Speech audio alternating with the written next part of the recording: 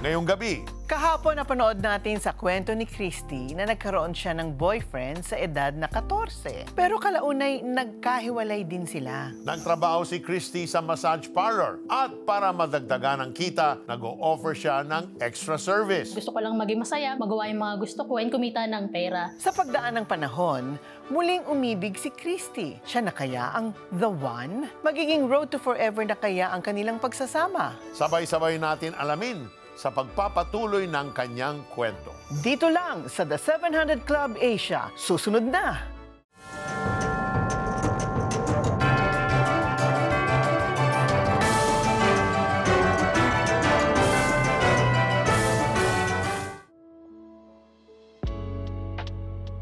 So, like kami magkausap hanggang madaling araw. Uy, ano, kamusta? Oh, teka, ano yun? Parang may baby na umiiyak. Sino yung umiyak na bata? Sabi niya, wala yun, ganyan. So, during that time kasi na magkausap kami noong umpisa, hindi ko alam na married pala siya. And then, ngayon, nung nag-umpisa nga na magkaroon kami ng feelings for each other, doon ko na nalaman na married pala siya. And then, nung nalaman ko, syempre, mas parang nangibabaw yung pride ko na parang kailangan may manalo dito. Competition to. The mistress or the wife, ganyan. So, sinabi ko sa kanya, kung mahal mo talaga ako, iiwanan mo yung wife mo. So, after a month or 2, hiniwalayan niya. So, yun, parang nanalo ko. Ganun yung feeling. I was really very manipulative during that time. I have a very dominant personality during that time. Kasi, hindi ko pa talaga kilala si God eh. Kung ano yung gusto ko, yun ang masusunod. Yun talaga yung patakaran ko before. Kawalan ng gabay ng mga magulang ang dahilan kaya maagang napariwara si Christy. Bagamat nagpatuloy ang kanilang maling relasyon, hindi kailanman ginulo si Christy ng legal wife ng lalaki. Hanggang sa nagsama na sila sa bahay ni Christy. I think just for the sake of having somebody, yun yung relationship. Para lang hindi ako mag-isa. Para lang hindi ko ma-feel na I'm alone. And then para rin may mag-feel ng emptiness sa heart ko. To the point na parang nag-iba na rin yung thinking ko about marriage. Kasi nga dahil hindi ako pwede ikasal sa kanya, parang pinaniwala ko na rin ng sarili ko na hindi importante ang marriage. As long as you love each other.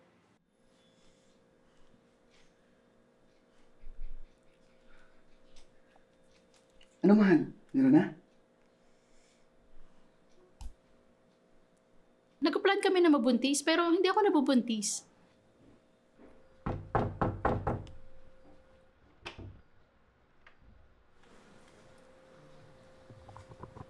Pa?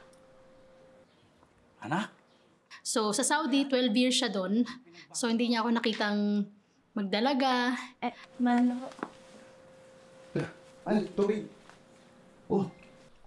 Sino siya? Nagulat na lang siya, meron na akong ka-live-in. Boyfriend ko po. At si Papa. Magandang hapon po.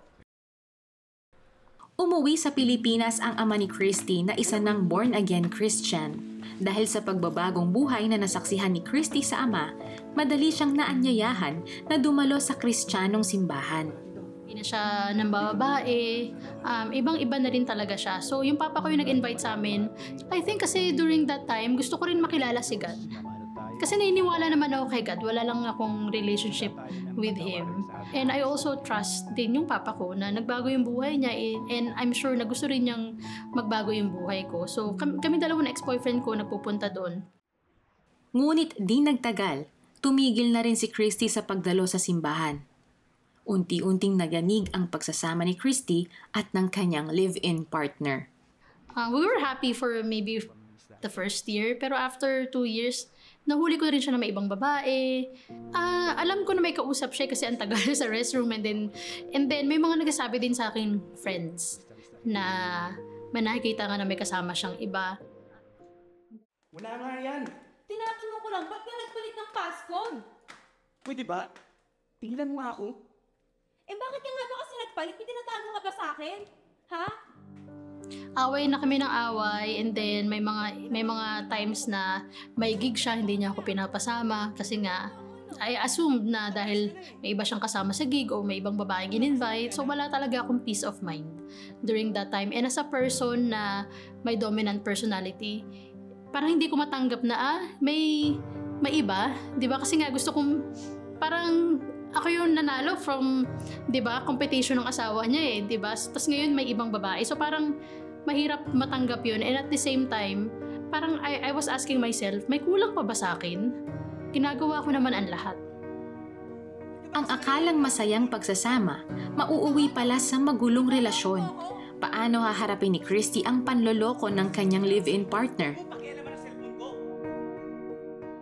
So, Kata, ano sa tingin mo ang mga signs na may asawa o pamilya na ang isang lalaking nangliligaw sa isang babae? Nako, ayun, nakita natin kay Christy, di ba? Bakit nasa CR nakikipagkwentuhan yung kanyang boyfriend, di ba? I mean, whether they're living together or not, Right. bakit tuwing sasagot ng telepono ay kailangan umalis mag-iwan. muna? Oo, hindi mo pwedeng marinig yung pag-uusap, ano? Number 2, yun nga, hindi mo mabasa yung kanilang mga cellphone man lang. Hindi nila ma-share kasi nga, baka may secret person na nandoon, ano? Tsaka siguro number 3, parati nagmamadaling umuwi. Or hindi mo na makasama pagka holidays. Oo. Kasi may iba Special siyang... occasions. May special occasions kasi may special occasion na siya na hindi ikaw yung kasama. Dapat doon pa lang medyo nahahalata mo na. Tapos siguro hindi natin alam kung maraming pera si lalaki pero baka nagtitipid din. Right. Alam mo, pansin mo medyo tinitipid yata ako nito. Kasi yung budget pala para sa pamilya. Those are great practical tips, no? Signs to watch out for. Right. Kapag nalaman mong may asawa ang boyfriend mo, ano ang gagawin mo? Ito ang sagot ng ilang nating kababayan.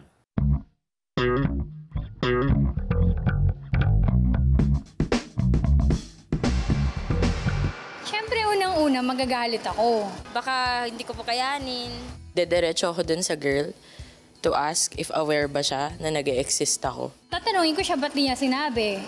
Magagalit po ako sa kanya kasi hindi po siya nagtapat sa akin. Halos mawawalan po ako sa sarili. Di mo pala alam na niloloko ka and at the same time, may nasisira ka ng family or relationship. Siyempre, di ba? Alam ko rin naman kung ano yung, yung worth ko. So, sunod nun, i-expose ko sila sa Facebook.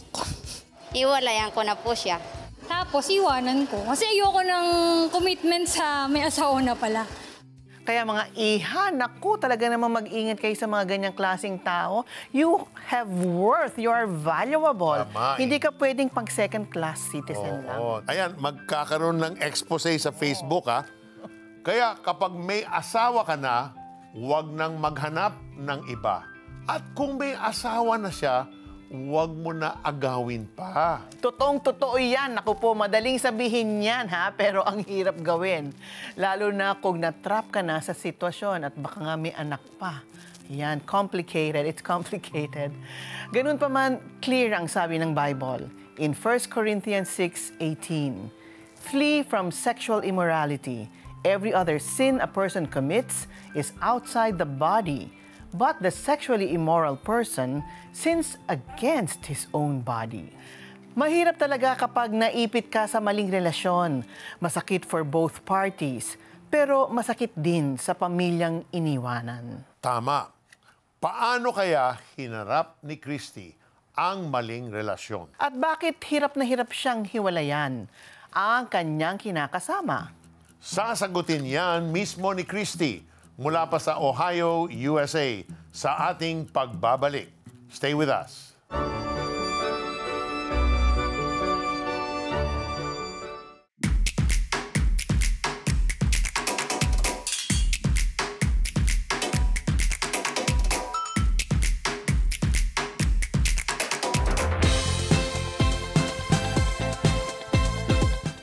Kalahating taon na ang lumipas. Ang mga imposible ay naging posible dahil sa inyong tulong. Nakapaghatid tayo ng serbisyong medikal sa Zambales, Laguna, Cavite, Bulacan, Albay, Ilocos Norte at Negros Occidental. Nakapamahagi ng pangrehabilitasyon sa mga nasalanta ng bagyo sa Quezon. Nakapagbigay ng supplies at training pangkabuhayan sa mga mananahi sa Marawi dahil sa inyong walang humpay na suporta sa Operation Blessing. Maraming salamat. Samahan niyo kami sa mga susunod pang misyon. To donate, visit operationblessing.ph. Kailangan mo ba ng miracle? Si nanay daw po ay 50-50 na. Lord, si nanay, pagalingin niyo po. Talagang malaking himala, malakas na, walang diferensya. Kaya, miracles, imayin mo na. Noorin simula August 12, 12 midnight, live sa GMA.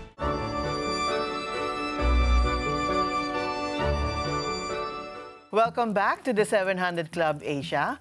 Kanina po napanood natin sa kwento ni Christy kung paano siya nagmahal at natrap sa taong may asawa. Pero bakit kaya hindi niya ito hiniwalayan? Para sagutin yan at ang iba pa nating katanungan, makakausap natin si Christy Berhes mula pa sa Ohio, USA. Welcome back to the show, Christy. Hello, good day po sa inyo and sa ating mga viewers. Alright, Christy, nang malaman mo may asawa pala ang boyfriend mo, bakit hindi mo hiniwalayan? Well, never po talagang sumagi sa isip ko na hiwalayan siya.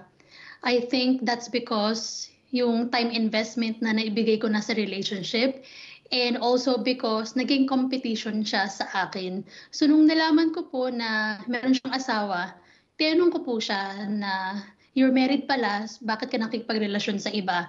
And ang sabi po niya sa akin is, kaya lang daw po sila kinasal is because parang naging shotgun wedding po. So kumbaga parang both of them didn't really want to be in the relationship.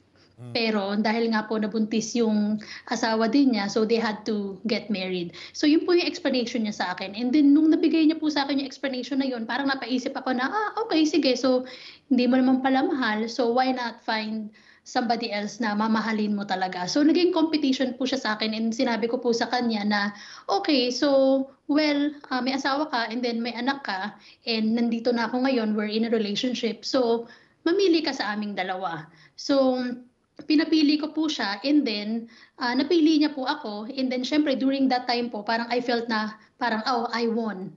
Diba? Kasi I was really looking for attention po talaga and then parang mas na-validate po yung longing ko for attention nung hiniwalay niya yung asawa niya and then doon na po nagsimula na nag-live-in po kami.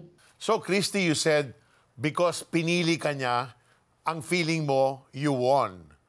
So was there ever a time in your heart na I won, so this relationship can really work? Yes po. Initially po, that's how I felt. But then after a few years, nag-iba na po siya. Pero sa inyong pagsasama, Christy, hindi mo ba naisip, maaring nakasakit ka o nasaktan mo ang kanilang pamilya? To be honest, during that time, I was such a very selfish person. I was young. I think I was only 18 or 19 years old during that time. So to me, as long as I'm happy, yun yung pinakamahalaga. Okay, so Christy, bilang babae, ano ang pakiramdam mo at that time na hindi ka mabuntis-buntis? Initially po, I was thinking maybe there was something wrong with me or maybe hindi pa rin time to have a family during that time. But it caused a problem sa aming relationship just because I couldn't get pregnant. Ayun, dahil sa wala kayong naging anak, Christy, ano yung nagbago sa inyong pagsasama o yung attitude niya sa'yo or maging ikaw, yung attitude mo sa kanya? Personally, for me, my intention of having a baby during that time was wrong. I felt like I only wanted to have a baby para magkaroon kami ng connection. Kasi hindi kami pwedeng ikasal dahil nga po kasal siya.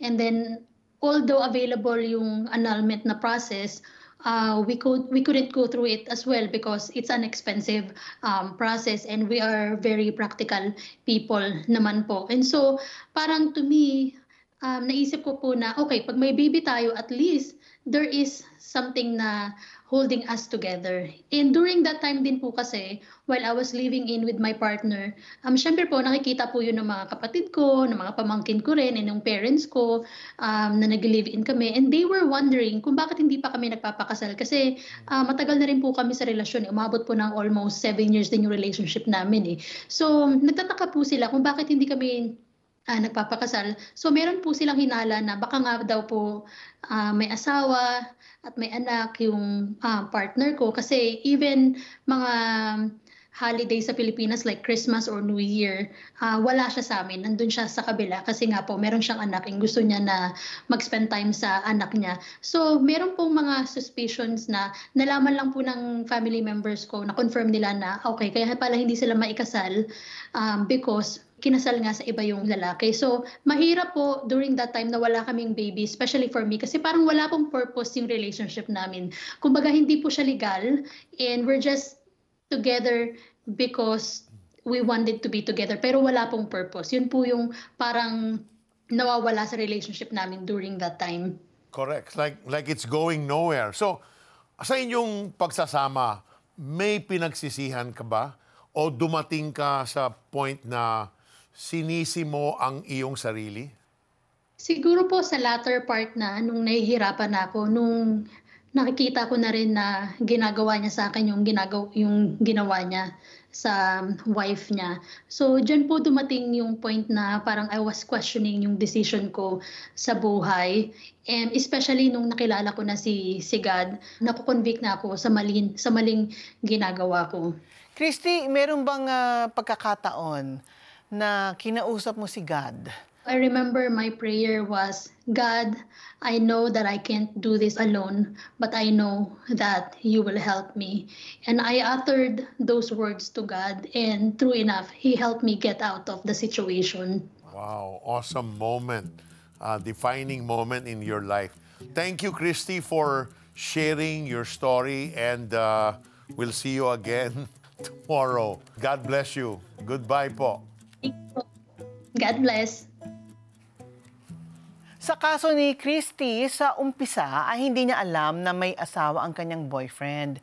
Pero si boyfriend naman may asawa na, pero bakit pa siya nanligaw kay Christy? Kaya nga, ang tanong, bakit nang bababae pa ang ilan lalaking may asawa? Para sagutin yan, narito si Pastor Alex Aquino, isang marriage counselor. Pastor, thank you. Welcome to the show. Pastor, bakit may mga nai-involve sa extramarital affair? Okay, so actually there's a lot of reasons. Pag hindi kasi nababalidate yung emotional need ng spouse, so yun yung time na parang kulang yung relationship, no? Especially all of us are nag-struggle. Hindi lang sa relationship, there's a lot of factors, okay? Trabaho, so social life, everything. So we need to validate yung ating emotional needs. Pag dominant yung spouse. Yung emotional need, kasama na dyan yung attention, no? Yes, kasama po yung attention dyan. At secondly, siguro yung tinatawag natin na appreciation. Most of the time, pag hindi na-appreciate kasi yung ating mga ginagawa bilang lalaki or bilang babae, no? Both sides, no? So, that's a tendency para naghahanap sila ng ibang ibang mag-appreciate sa kanila. Tama. You don't just appreciate your wife or your husband for the big things he does, even for the little things kailangan. Kailangan napapansin yun. Napapansin, tama. And then, thirdly siguro, yung tinatawag nila na magic sa relationship. Magic? Ano yes. Magic yun? Most of the time kasi, I observe na pag umabot ka na ng 40 years old, above, mga 50s, nandiyan na yung time na nagkakaroon ng marital unfaithfulness. Because siguro meron ng mga changes, no? Physically, yes. Kasama yan. Kasama po yan. And that's the reason why yung quality talaga ng pagsasama, dapat makita nila na hindi lang physically. Okay? And actually, there's a lot of factors. And also, siguro, biblically, sabi ng Romans chapter 3, verse 23, for all have sinned and fall short from the glory of God. So man is sinful, kaya makikita natin dyan talagang kinakailangan talaga natin ang Diyos sa bawat relationship. Ayun, pag absent ang Diyos sa inyong relationship, ay tiyak pagbibigyan mo ang iyong pangangailangan ng iyong flesh. Ika nga. So, Pastor Alex, ano po yung maipapayo ninyo para maiwasan naman yaang extramarital affair? Sabi nga nila, di ba, prevention is better than cure. Tama. So kung alam mo na medyo mahina ka dun sa area ng lust, for example, so wag ka nang sumama dun sa kayong dalawa lang. Napakahirap eh. Pumapasok ka sa isang temptation. Right, avoid talaga. Yes, you need to avoid that. Meron kang problema, pagkatapos you are looking for someone na kung saan pag sasabihan mo ng problema mo, so siguro it's better na pareho kayong gender. Kung babae ka, babae din yung pagsabihan mo. Kung lalaki ka, lalaki din dapat. Amen. Kasi sometimes nahuhulog eh, di ba? Yung emotion natin kasi may problema, gusto mong tulungan, so sometimes na-develop na yung emotions nyo sa bawat isa. Yeah. So let's avoid that. That's so true. Thank you for those practical tips. Kasi kata, many affairs don't begin because type mo siya sexually, no. Emotionally. Right. Emotionally, yun, nahulog na yung heart mo because na-connect yung emotions mo. So, anong mapapayo mo para makalaya sa extramarital sex? I will answer that in a biblical perspective. In 1 John 1:9, it says that if we confess our sins, God is just and faithful to forgive us. So siguro napaka-importante ng confession. Okay. Let's confess those sins. And also, we need to repent. Not only confession. Kasi sometimes, nagko-confess tayo, pero hindi naman tayo nag-repent. We need 180 degrees. Natatalikuran mo talaga yung kasalanan na ginawa mo. And secondly, siguro, we need to cut that wrong relationship.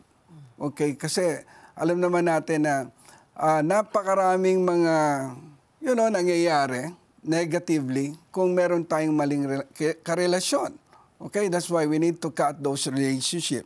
And then, of course, we need to seek God. Kasi siya lang talaga yung na pwede mag-support sa atin. We need the support of God and we need also the support of those people around us. Especially yung mga naging successful na sa marriage. We can, pwede bang counselan mo ako? Kasi, ano bang gagawin ko? Hirap na ako emotionally, psychologically, para makat to, pero nandun yung temptation. So, we need somebody that's greater than us, na meron na experience, na naging successful sa marriage. And then, may tanungin natin sila, ano ba ginawa mo? Bakit ka naging successful? Yung model na marriage. Yes. And then, ang hirap ng pinagdadaanan ko, pwede mo ba akong counselan? So, we need somebody na talagang magbibigay sa atin ng good counsel. Amen. Thank you very much, Pastor Alex, for sharing your helpful tips to our people. Yes, maraming pong salamat. Perhaps you're watching now and you've been on that road. And you may be still on that road. And you're wondering, can I ever be set free? We heard Pastor Alex say earlier that God needs to be in the picture. He needs to be in the center of your relationship.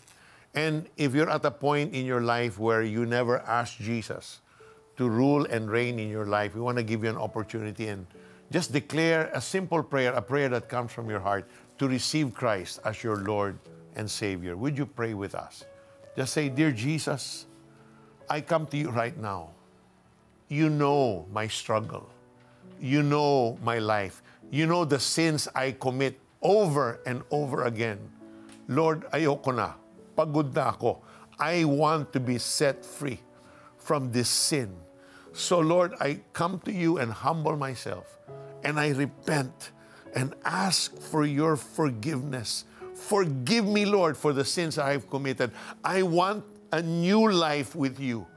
So Lord, this very moment, I open my heart's door and I ask you, Jesus, come into my life. Be my Savior. Come into my life now. Be the Lord of my life. You now are in charge of my life. I submit my will unto yours. Thank you for going to that cross. And on that cross, you shed your life. You shed your blood and gave up your very life to pay for all my sins. I receive that free gift now. Thank you for loving me.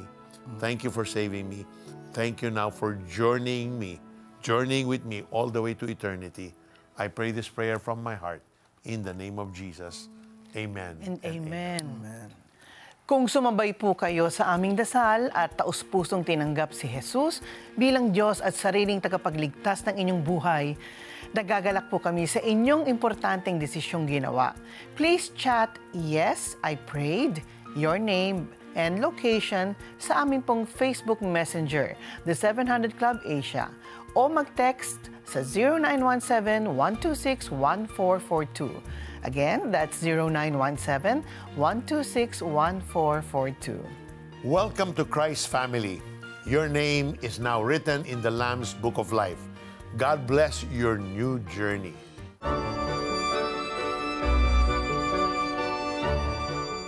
Good Deeds Bacamo, willing to help sa mga nangangailangan ng prayer and miracle, missionary training and medical services. Magagawa mo lahat ng ito bilang partner ng CBN Asia. Donate 1,000 pesos and you'll receive back and forth. Listen to Peter Kairouz and his sons engage in real talk. My children and I often get engaged in a lot of conversation. I still have questions for them that I reserve specially for you. A special prayer for fathers by Gordon Robertson to make a life-changing impact and become a CBN Asia partner today. Ako si Yahweh na inyong Diyos at siyang nagpapalakas sa inyo. Mahina ka man at maliit, huwag kang matakot. Ako ang Diyos ng Israel ang magliligtas sa iyo. Salamat Yahweh at iniligtas mo ang Israel sa pagkaalipin sa Ehipto, sa Nazi Holocaust ni Hitler, sa 1948 War, Six-Day War ng 1967 at Yom Kippur War ng 1973. Save Israel again, O Lord, dahil hindi ka nagbabago. You are the God that stands with Israel yesterday, today, and forever. Amen.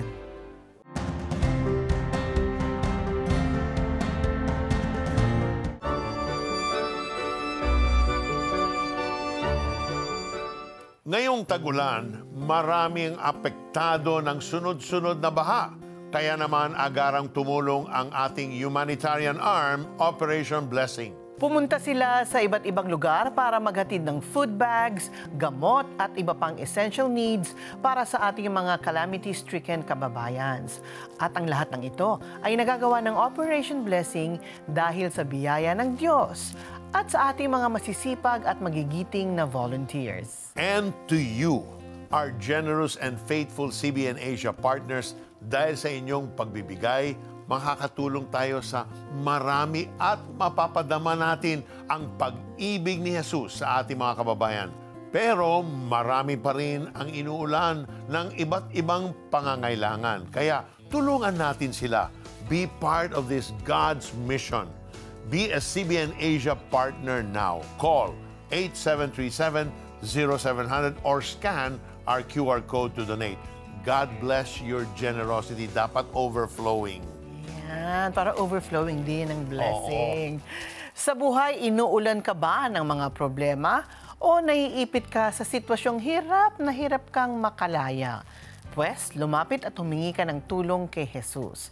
Sabi nga ng Awit 18 verse 2, si Yahweh ang aking batong tanggulan, ang aking tagapagligtas, Diyos at kanlungan, tagapag-ingat ko at aking sanggalang. In the English Standard Version, the Lord is my rock and my fortress and my deliverer, my God, my rock, in whom I take refuge, my shield and the horn of my salvation, my stronghold. Psalm 18 verse 2. Si God lang talaga ang ating malalapitan sa oras ng kaguluhan at kalituhan. Samantala, sundan ang karugtong ng kwento ni Christy Berhes. Makakalaya na kaya siya sa maling relasyon? Abangan yan bukas. At dito nagtatapos ang ating maikling kwentuhan. Stories of hope, faith, and love. Help us produce more inspiring shows like this. Be a CBN Asia partner now.